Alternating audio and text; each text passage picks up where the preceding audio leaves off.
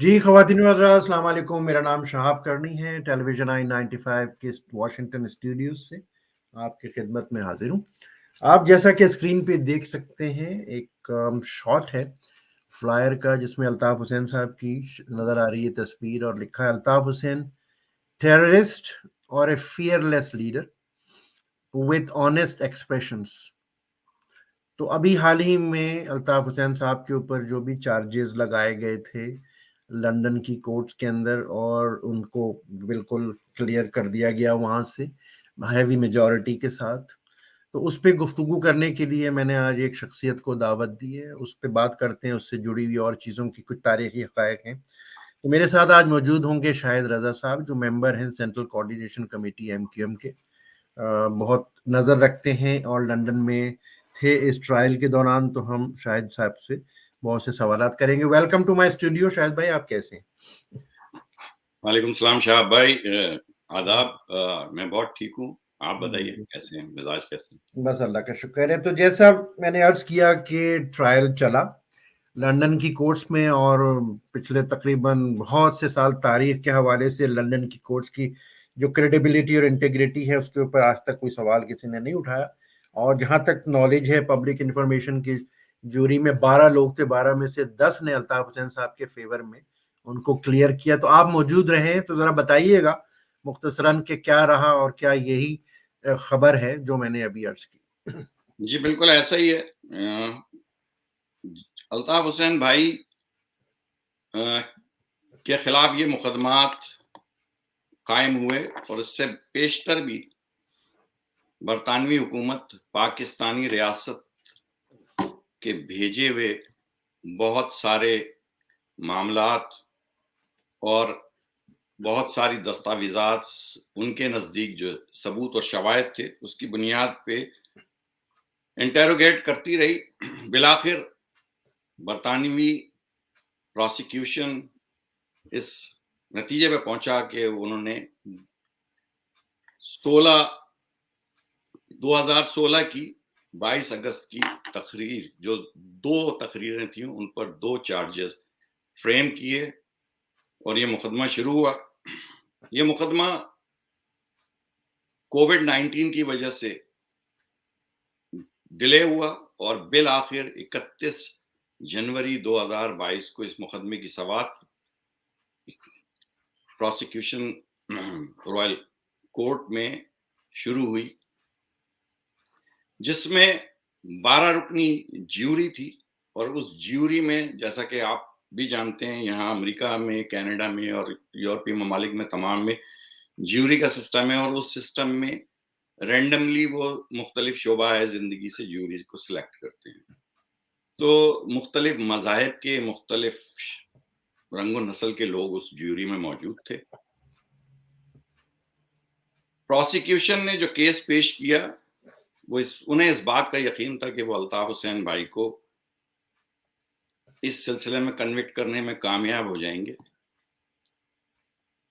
انہوں نے بہت مضبوط ہمارے نزدیک کیس بنایا تھا، لیکن 3 چیزیں ایسی ہیں جس کی بنیاد پر میں یہ کہہ سکتا ہوں کہ ہم یہ کیس جیتے، اور اللہ تعالیٰ نے الطاف حسین بھائی کو سرخرو کیا، نہ صرف الطاف حسین بھائی کو بلکہ پوری مہاجر قوم کو سرخرو کیا۔ وہ 3 بنیادی باتیں یہ ہیں کہ ایک تو آپ اور دنیا جانتی ہے کہ MQM کا جو اپنا تنظیمی ڈھانچہ ہے، وہ پڑھے لکھے لوور مڈل کلاس کے لوگوں پر محیط ہے، اور جب یہ کیس ہوا تو جتنا عرصہ کووڈ کا تھا، اس دوران MQM اپنے طور پہ اس کے تمام جو چارجز تھے ان کو، اور ان سے ریلیٹڈ جتنے بھی ایویڈنس تھے، ان کو تھورلی یعنی اسیس کرتی رہی، اور اس میں قائد تحریک محترم الطاف حسین بھائی خود بذات خود شریک رہے۔ دوسری چیز یہ کہ جو ٹیم لائرز کی، جو وکلائے صفائی منتخب کیے، وہ برطانیہ کی عدالتوں میں بہترین، سمجھ لیجئے کہ ٹیم تھی ہم نے سلیکٹ کی جو کرمنل چارجز میں ایکسپرٹیز رکھتے تھے اور اس قسم کے مقدمات لڑتے رہے۔ اس سلسلے میں کیونکہ ایم کیو ایم اور قائد تحریک الطاف حسین مالی پریشانی کا بھی شکار رہے اور ان کی فیسیں وغیرہ کافی زیادہ ہوتی تھیں، تو تمام اوورسیز حتیٰ کہ پاکستان میں بھی الطاف حسین بھائی کے چاہنے والے ہیں، ان سب نے مل کر، اور یہ سب چیزیں سوشل میڈیا پر بھی موجود ہیں، ان تمام جو فیس وغیرہ تھی اس کا انتظام کیا۔ اور تیسری بڑی چیز یہ تھی کہ پوری دنیا میں اس مقدمات کے دوران اور اس سے قبل بھی دعائیں کی گئیں، اور الطاف حسین بھائی کے چاہنے والوں نے دعائیں کی، اور جو سب سے اہم چیز یہ تھی کہ الطاف حسین بھائی اور ان کا نظریہ سچا تھا، اس کی بنیاد پر اللہ تعالیٰ نے الطاف بھائی کا ساتھ دیا، لوگوں کی دعاؤں کو قبول و مقبول کیا، اور الطاف بھائی کو اور پوری مہاجر قوم کو سرخرو کیا۔ بہت بڑی بات ہے شاہد رضا صاحب، اور اب ہم چلتے ہیں تاکہ لوگوں کی یاد دہانی کے لیے ریکنیکٹ کریں کچھ چیزوں کو تاریخ کے حوالے سے، کہ تقریباً 30 سال سے زیادہ اوپر ہی ہو گئے جب الطاف حسین صاحب لندن مائگریٹ کر گئے تھے، ہجرت کی انہوں نے، جو بھی وجوہات تھیں اس دوران یا اس سے پہلے بھی جماعت کے اوپر، آپ کی جماعت کے اوپر، ان کے اوپر چارجز لگتے رہے کہ بھئی را کے فنڈڈ جماعت ہے، غدار ہے، ٹیررسٹ ہیں۔ تو چلیں پیچھے چلتے ہیں۔ میرا سوال یہ کہ جتنی بھی حکومتیں رہیں، انہوں نے ان سب حقائق جو ان کی نظر میں تھے یا ہماری انٹیلیجنس پاکستان کی ایجنسیز نے بتائے تھے اور بنائے تھے، اس کے باوجود ایم کیو ایم کے ساتھ کولیشن پارٹنرشپ میں گئی۔ ہر حکومت، اس میں نواز شریف بھی ہیں، اس میں پیپلز پارٹی بھی ہے، مطلب مسلم لیگ ہے، پیپلز پارٹی، اور جنرل مشرف جو چیف آف آرمی سٹاف تھے، جن کے پاس ساری انٹیلیجنس ایجنسیز، اور ایک کوٹ ہے جنرل مشرف کا کہ اگر الطاف حسین مجھے نظر آ جائے میں کنپٹی پہ گولی مار دوں گا، یہ بھی آن ریکارڈ ہے۔ اس کے باوجود وہ ایم کیو ایم اور الطاف حسین صاحب کے ساتھ گورنمنٹ کی پارٹنرشپ میں گئے، چیف آف آرمی سٹاف اور جنرل مشرف ہمارے پاکستان۔ اس کے بعد رحمان ملک، جن کا حال ہی میں انتقال ہوا ہے، اللہ تعالیٰ ان کی مغفرت کرے، وہ انٹیریئر منسٹر تھے پیپلز پارٹی کی گورنمنٹ میں۔ یہ سب انٹیریئر منسٹر کے پاس ساری انفارمیشن ہوتی ہے، وہ جا کے لندن میں، ابو دھابی میں نیگوشیٹ کرتے رہے الطاف حسین صاحب سے، محمد انور صاحب سے۔ تو کیا جو وہ حقائق تھے وہ سچ تھے، یا را فنڈڈ اور ایک ٹیررسٹ آرگنائزیشن کے ساتھ کولیشن پارٹنرشپ بنانا ایک تلخ حقیقت یا سچی بات تھی؟ کیا کہیں گے شاہد رضا صاحب؟ دیکھیے، پاکستان میں جو مروجہ جاگیردارانہ نظام ہے اور پاکستان کی جو فوجی اسٹیبلشمنٹ ہے، وہ جس طرح سے ملک کا نظام اس ریاست کو چلا رہی ہے، وہ کسی سے ڈھکا چھپا نہیں ہے۔ جیسا کہ آپ نے کہا کہ قائد تحریک الطاف حسین بھائی کے حوالے سے اور ایم کیو ایم کے حوالے سے یہ باتیں تو بہت منظر عام پہ آئیں کہ را کے ایجنٹ ہے، را سے فنڈ لیتے ہیں، ملک سے غدار ہیں، لیکن نہ صرف جیسا کہ آپ نے کہا کہ حکومتوں میں شامل کیا ان لوگوں نے، وہ تو سیاسی جماعتیں اور ان کے سربراہ ہیں جن کے ساتھ مخلوط حکومتیں قائم کی گئیں۔ میں آپ کی اور آپ کے ویورز کی یاد دلانے کے لیے بتاؤں کہ پاکستان کی مسلح افواج کی جو اسپائی ایجنسیز ہیں، I S I, M I B, اور جو کور کمانڈرز ہیں، ان سب نے اسی پاکستان کے نیشنل ٹیلی ویژنز پہ آ کر اس بات کا اقرار کیا کہ 1992 میں جو کچھ الزامات جنا پور سمیت انہوں نے لگائے تھے، وہ سارے کے سارے جعلی تھے اور غلط تھے، اور اس کا کوئی حقیقت سے تعلق نہیں ہے۔ یہ ساری ویڈیوز یوٹیوب پہ آج بھی آپ گوگل کریں گے تو جنرل نصیر اختر کی، بریگیڈیئر امتیاز کی، اور دیگر جو فوجی یعنی ان ایجنسیز کے جو اس وقت کے افسران تھے اور قائدین تھے، ان کے بیانات ویڈیو کی صورت میں یوٹیوب پہ بھی موجود ہیں۔ تو یہ بات صرف اتنی ہے کہ پاکستان کا جو عدالتی نظام ہے، وہ آپ بھی جانتے ہیں کہ جسٹس منیر کے زمانے سے، تمیز الدین کے کیس کے زمانے سے عدلیہ جو ہے پاکستان کی، وہ پاکستان کی مسلح افواج کے تابع ہو چکی ہے، جیسے دیگر ادارے بھی ہوئے ہیں، لیکن عدلیہ، لیکن دنیا میں اس کے باوجود پاکستان کی کسی عدالت سے نہ الطاف حسین بھائی کو آج بھی کوئی سزا ہوئی ہے، اور نہ کوئی اس قسم کا مقدمہ ایم کیو ایم کے کسی شخص پر ثابت کیا جا سکا ہے۔ اس کی بنیادی وجہ یہ ہے کہ الطاف حسین بھائی کا جرم اور الطاف حسین بھائی کی اسٹیبلشمنٹ سے لڑائی کہہ لیں، وہ یہ ہے کہ الطاف حسین بھائی کے نظریات ہیں۔ الطاف حسین بھائی وہ واحد رہنما ہیں جو عملی طور پر گراس روٹ لیول سے خود تعلق نہ صرف رکھتے ہیں بلکہ وہ گراس روٹ لیول کے لوگوں کو یعنی ایوانوں میں لے کر آئے اور انہوں نے نظم و ضبط جو ہے عام آدمی کے ہاتھوں میں دیا، جو کسی بھی طرح اس جاگیردارانہ نظام کے پروردہ لوگوں کے لیے قابل قبول نہیں تھا۔ آپ اگر پاکستان کے پورے ریاستی نظام کو دیکھیں تو ایک بھائی فوج میں ہوتا ہے، دوسرا بھائی پی ایم ایل این میں ہوتا ہے، تیسرا بھائی پاکستان پیپلز پارٹی میں ہوتا ہے، چوتھا پی ٹی آئی میں ہوتا ہے۔ تو ان جاگیرداروں، کوئی جج ہوتا ہے، کوئی سول بیوروکریسی میں ہوتا ہے، انہوں نے پورے نظام کو اپنے شکنجے میں جکڑ رکھا ہے۔ اور الطاف بھائی کا قصور یا جرم یہی ہے کہ الطاف حسین بھائی اس نظام کے سامنے کھڑے ہوئے اور اس نظام کو چیلنج کر رہے ہیں۔ عام آدمی کی 98% اور 2% کا فلسفہ دیا الطاف حسین بھائی نے، اور وہ 98% لوگوں کے حقوق کی بات کرتے رہے۔ اس میں سوال یہ پیدا ہوتا ہے کہ مہاجر قومی موومنٹ اور پھر متحدہ قومی موومنٹ، یہ سوال ہوتا ہے تو بنیادی طور پہ بالکل ٹھیک ہے کہ مہاجروں کے حقوق کے لیے یہ تنظیم بنائی گئی، لیکن جب دیکھا کہ ملک کے اور لوگ بھی مظلوم ہیں تو سب کو ساتھ لیا گیا۔ یہ بات بھی پسند نہ آئی اور مینار پاکستان لاہور میں پاکستان کی تمام قیادت کے بیچ میں لاہور کے عوام سے، پنجاب کے عوام سے خطاب کرتے ہوئے الطاف حسین بھائی نے یہ کہا کہ اپنے اندر سے قیادت پیدا کرو۔ یہ جو لوگ اسٹیج پہ بیٹھے ہیں یہ تمہارے خیر خواہ نہیں، کیونکہ ان کا تعلق تمہاری کلاس سے نہیں ہے۔ یہی بات، وہ دن اور وہ خطاب ہی الطاف حسین بھائی کے خلاف آج تک اور ان کی جماعت اور مہاجروں کے خلاف من حیث القوم جو کچھ ہو رہا ہے اس کی بڑی وجہ ہے۔ الطاف حسین بھائی نہ کسی سندھی، نہ کسی بلوچی، نہ کسی پختون، نہ کسی یعنی پنجابی کے خلاف۔ الطاف حسین بھائی اس نظام کے خلاف ہیں جس نظام نے پورے کے پورے ریاست کو اور پورے کے پورے ملک کو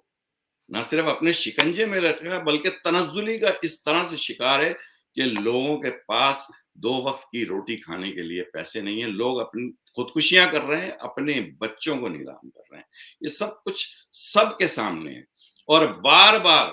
پاکستان کی ریاست اپنے اس نظام کو چلانے کے لیے ان سیاسی جماعتوں کو اور ان سیاسی رہنماؤں کو لے کر آتے ہیں جو ان کی مرضی سے ربر اسٹیمپ کی طرح کام کرتے ہیں اور اپنا کچھ حصہ لے کر سائیڈ میں ہو جاتے ہیں۔ یہی نظام ہے جو سب کے سامنے آیا ہے۔ آج کے سوشل میڈیا کے دور میں کوئی چیز کسی سے ڈھکی چھپی نہیں ہے۔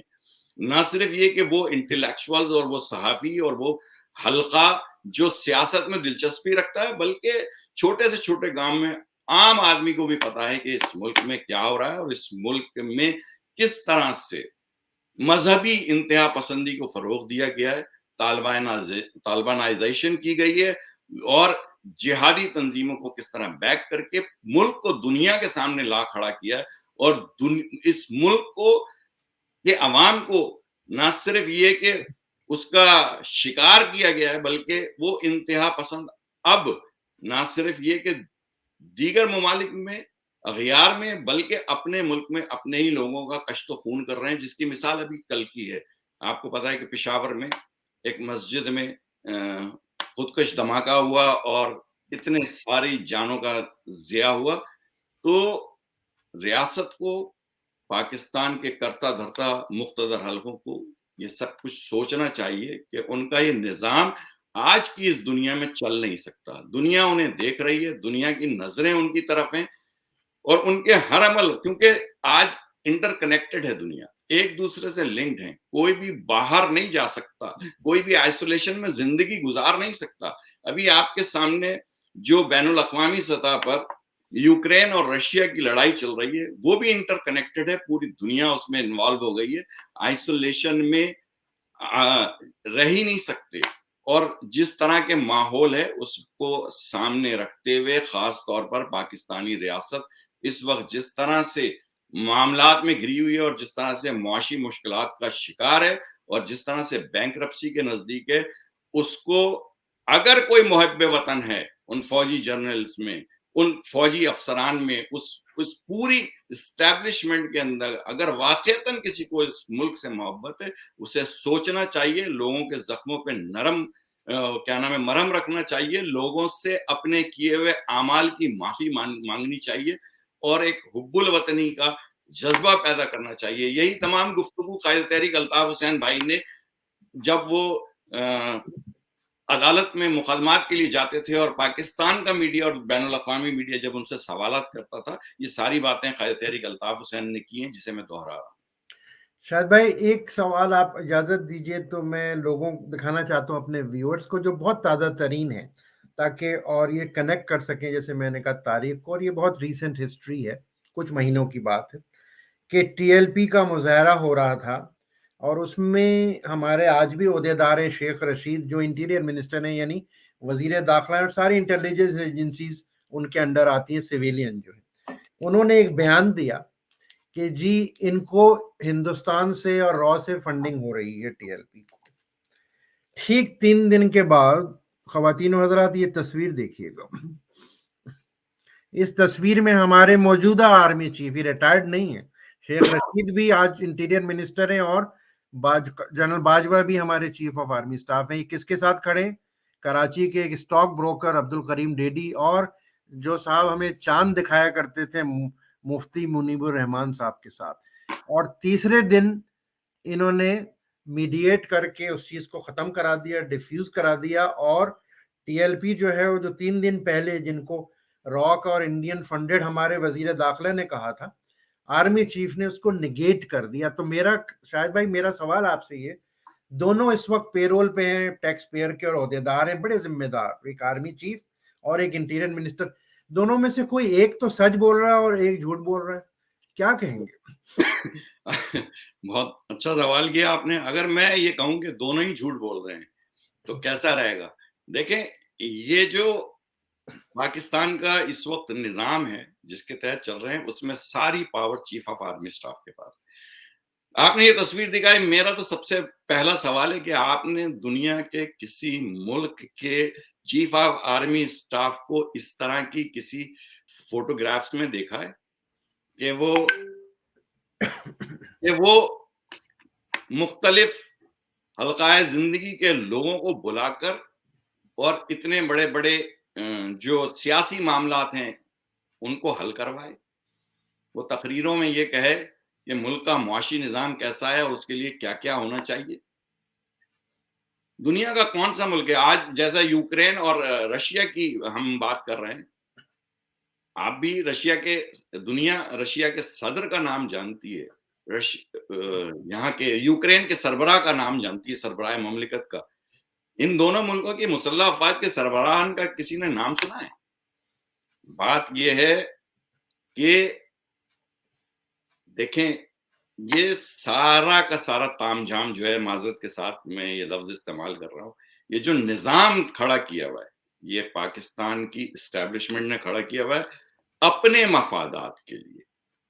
اور ان مفادات کی خاطر وہ لوگوں کو آبجیکٹ سمجھتے ہیں۔ آپ نے اسد درانی صاحب کا یہ جملہ بھی سنا ہوگا جب ان کی کتاب کے حوالے سے گفتگو ہوئی تھی کہ کولیٹرل ڈیمیجز ہیں، ہزاروں لوگوں، 75,000 سے زیادہ پاکستانیوں کا مسجدوں، امام بارگاہوں، ایون فوج کے جی ایچ کیو میں قتل ہو جانا دہشت گردوں کے ہاتھوں، کیا وہ کولیٹرل ڈیمیج ہے؟ سمجھ سے بالا تر ہے، لیکن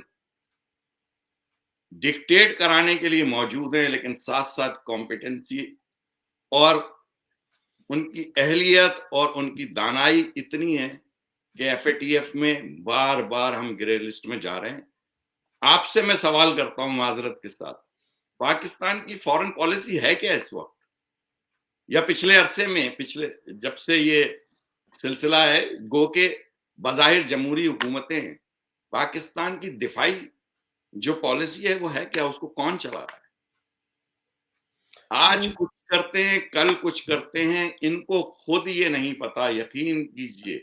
پاکستان میں بھی جتنے انٹلیکچوئل ہیں جو مختلف شعبہ زندگی سے تعلق رکھتے ہیں. ہم آپ بھی ان کو میڈیا پہ دیکھتے ہیں, یا تو وہ اس فوج کی مرضی سے چلتے ہیں, لیکن کچھ لوگ ایسے ہیں جو حقائق کی بنیاد پر اگر وہ اکنامی کو دیکھ رہے ہیں اور اس کے ماہر ہیں تو وہ سچائی بیان کرتے ہیں, اس کی انہیں سزا بھی بھگتنی پڑتی ہے. یہ پورا جھوٹ کا نظام ہے یہ, اور الطاف بھائی ملک کے واحد وہ رہنما ہیں جو اس نظام کے خلاف شروع سے کھڑے ہیں. اس کی سزا انہوں نے بھگتی ہے اور اس کے لیے وہ ہمیشہ تیار رہے. میں آپ کو ایک مثال دیتا ہوں. قیام پاکستان کے بعد پھر شیخ مجیب الرحمان کا ذکر کروں گا تو شاید لوگوں کو تکلیف ہو.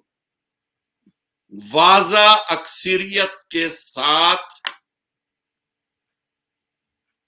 1970 کے انتخابات میں کامیابی حاصل کی عوامی لیگ نے. اقتدار کیوں نہیں دیا ان کو؟ ملک توڑوانا قبول کر لیا. اس کی بنیادی وجہ کیا ہے؟ اگر شاید شیخ مجیب الرحمان یا عوامی لیگ یعنی وہ بھی جاگیردارانہ نظام یا سردارانہ اور وڈیرانہ نظام یا سرمایہ دارانہ نظام کے لوگ ہوتے یا اس سسٹم کا حصہ ہوتے تو کبھی نہ پاکستان ٹوٹتا نہ اور اقتدار دے دیا جاتا. جی, مٹھی کھولنی پڑتی. جی, تو مٹھی نہ کھولنے کا وہ کولیٹرل ڈیمیج یہ ہوا کہ آدھے سے بڑا جو تھا وہ حصہ ہم نے توڑ دیا, مٹھی نہیں کھولی. تو یہ اور موجودہ جو سیٹ اپ ہے, کیونکہ شاہد صاحب ہمارا وقت جو ہے وہ ختم پہ ہے, اختتام پہ ہے. تو آج بلوچستان میں جو ہو رہا ہے, آج فاٹا کے ساتھ, پرسوں جو ہے اسلام آباد میں علی وزیر کے ساتھ, اور یہ سب جو ہوا, تو اب یہ ملک کیونکہ اکنامک سرنڈر کر چکا ہے, فزیکل اور فوج کا سرنڈر تو ہو گیا تھا 71 میں, اب ہم اکنامکلی کرنے نہیں جا رہے, ہو چکا اکنامک سرنڈر, اب یہ چیزیں ہم افورڈ نہیں کر سکتے. تو شاہد رضا صاحب آپ کے توسط سے بہت شکریہ, آپ نے مجھے جوائن کیا, آپ نے ہمیں اچھا ریکیپ دیا الطاف حسین صاحب کے بارے میں, ان کے کیس کے بارے میں. انشاءاللہ آئندہ بھی آپ کا پوائنٹ آف ویو لیتے رہیں گے. کوئی آخری اختتامی کلمات ہوں تو میں حاضر ہوں. بس میں ایک جملے میں اپنی بات ختم کروں گا. جو پیغام الطاف بھائی نے پاکستان کی ریاست کو, اسٹیبلشمنٹ کو اور پاکستان کے عوام کو دیا, وہیں سے اس کو دوہرا دیتا ہوں. جب وہاں پر صحافیوں نے ان سے پوچھا کہ کیا آپ بات چیت کرنے کے لیے پاکستان کے نظام میں, موجودہ نظام میں, کیا آپ اپنی واپسی سمجھتے ہیں یا کوئی اپنا کردار دیکھتے ہیں یا آپ بات چیت کے لیے تیار ہیں, تو قائد تحریک الطاف حسین بھائی نے یہ کہا کہ سیاست میں دروازے کبھی بند نہیں ہوتے اور نہ میں نے کبھی بند کیے. نمبر 1, اگر پاکستان کی اسٹیبلشمنٹ کہے گی تو میں دیگر تمام جو مظلومین ہیں ان کے ساتھ بھی ہم آہنگی پیدا کرنے کی اور ان کے بھی دکھ درد دور کرنے کے لیے اگر اسٹیبلشمنٹ کہے گی تو اس کی جانب جاؤں گا. ورنہ الطاف بھائی نے یہ کہا